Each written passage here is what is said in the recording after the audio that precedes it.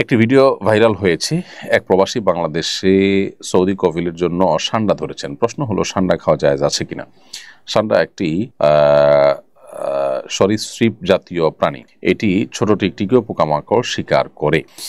দেখুন, সান্ডাকে কোরআন এবং হাদিসে দব বলা হয়। বর্তমানেও আরব দেশগুলোতে এটাকে দব বলা হয়। তো এই দব সম্পর্কে তিন ধরনের হাদিসই আছে। কোন কোন হাদিসে নিষেধাজ্ঞা সাব্যস্ত হয়, কোন কোন হাদিসে এটার অনুমোদন সাব্যস্ত হয়। বিভিন্ন রকমের হাদিসই কিন্তু রয়েছে। সাহাবায়ে কেরাম সান্ডা খেয়েছেন, এরকম হাদিসও রয়েছে। আবার নবী করিম সাল্লাল্লাহু আলাইহি ওয়াসাল্লাম সান্ডা খেতে নিষেধ করেছেন, সেরকম হাদিস আছে। যেমন সুনানে আবু দাউদের একটি হাদিস রয়েছে, যেটি বর্ণনা করেছেন আব্দুর রহমান ইবনে শিবল। তিনি বলেছেন যে রাসূল আকরাম সাল্লাল্লাহু আলাইহি ওয়াসাল্লাম নিষেধ করেছেন, নাহা আন আকলি লাহমিদ দব, দবের গোশত বা সান্ডার গোশত খেতে তিনি নিষেধ করেছেন। এরকমটি সুনানে আবু দাউদে বর্ণিত হয়েছে। এবং হাদিসকে হাফিজ ইবনে হাজার আসকালানী রাহিমাহুল্লাহ হাসান বলেছেন। আবার একইভাবে আমরা দেখতে পাই যে ইমাম ইবনে হাজাম এবং ইমাম বদরুদ্দিন আইনী রাহিমাহুল্লাহ, ইমাম শওকানী রাহিমাহুল্লাহ সহ অন্যান্য উলামায়ে কেরাম বিশুদ্ধ বলেছেন। এরকম একটা হাদিস সুনানে মুসনাদ আহমদে বর্ণিত হয়েছে, যেটা আব্দুর রহমান ইবনে হাসান বর্ণনা করেছেন। তিনি বলেছেন, আমরা নবী করিম সাল্লাল্লাহু আলাইহি ওয়াসাল্লামের সাথে একটি সফরে ছিলাম এবং এক জায়গায় আমরা অবতরণ করলাম। সেখানে প্রচুর পরিমাণ সান্ডা ধরা পড়ছিল। তখন সেই সান্ডাগুলো আমরা ধরলাম এবং জবাই করলাম। জবাই করার পর এটা পাতিলে যখন রান্না করা হচ্ছিল, রাসূল আকরাম সাল্লাল্লাহু আলাইহি ওয়াসাল্লাম বের হলেন। বের হয়ে বললেন যে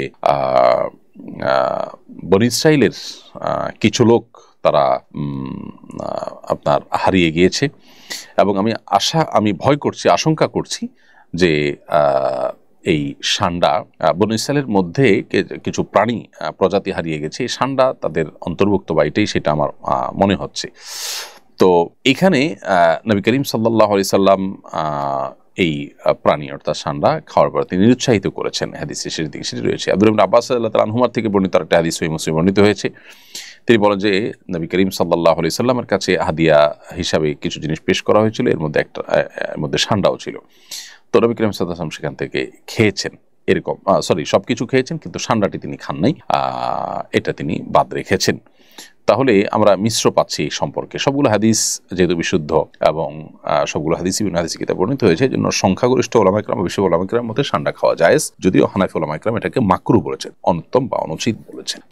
মোহাম্মদ আলমগীর আপনি লিখেছেন, কেউ যদি কবিরা গুনাহ করে আবার তওবা করে, এরকম দীর্ঘদিন ধরে করতে থাকে, তার জন্য মাসআলা কি? কবিরা গুনাহ করে যদি বারবার তওবা করে আবারও তিনি কবিরা গুনাহ করতে থাকেন, তো সন্দেহাতীতভাবে সেটা তার তওবা যেটা হচ্ছে, সেই তওবাটা যেটা যথাযথ হচ্ছে না, সেটা যে দুর্বল তওবা তার প্রমাণ।